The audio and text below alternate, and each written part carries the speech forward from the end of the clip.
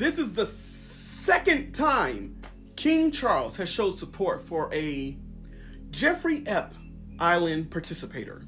For those who don't know, actor Kevin Spacey was acquitted for charges of SA and SH. And he recently just did a video with Piers Morgan, of all people. And he implied, well, he just flat out just said it, but it's also implied, that King Charles has showed him support doing all this stuff. Now, this man has admitted that he has been very handsy with people before, with men in the past, and he claims he never was aggressive. He was calmly touching them without their consent. Now, King Charles has also made it clear that he would never allow his brother, Prince Andrew, to be homeless or be unprotected, right? Right. See, this is one of the parts about this whole system in this family that I find very interesting and very infuriating. Of course, there's a Harry and Meghan angle. There's always a Harry and Meghan angle.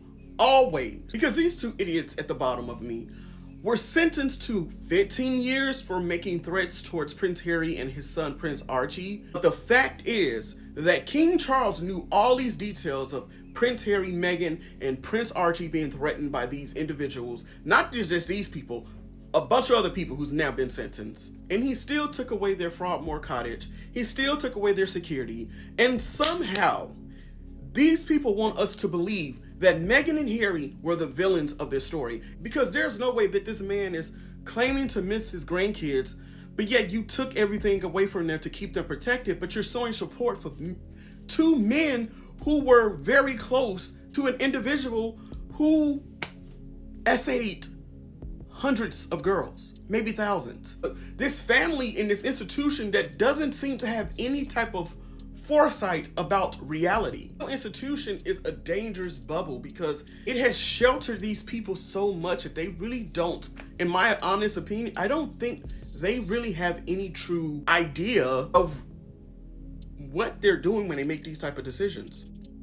And this is why Meghan, who lived in the real world, who wasn't inside this bubble, who had to work her entire life, this is why someone like her was never going to be able to fit into this mold. Because there were things that they had an idea about that just wasn't real. One thing to tell a person or show a person the violence, the poverty, the homelessness, the diseases, it's like training a dog. Like, you can get them to follow the patterns and the commands, but does a dog really have any comprehension of why are you telling them to sit and bark and stand over there? And book smarts and street smarts are two totally different things. Learning, you can study a topic down to the T, down to the I, down to the period.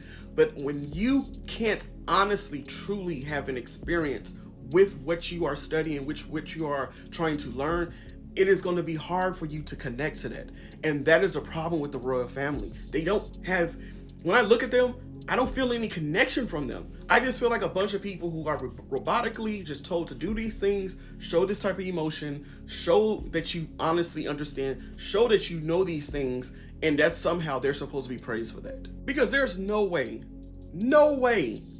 absolutely no way that this man, who honestly know how this works, can truly sit up there and say he's showing support for two men who were involved in very questionable behavior, but has not shown a lick of support for his son. No way you can sit up here and tell me that this is okay, that this is right, and that this family is on the right side of history and Meghan and Harry is on the wrong side. I'm sorry. That is either, and if you do feel that way, you're just straight up haters. That's it, that's all. And guys, if you enjoy my content, please make sure that you give me a follow, like, repost and share this video, and leave a comment. I would love to know what you think.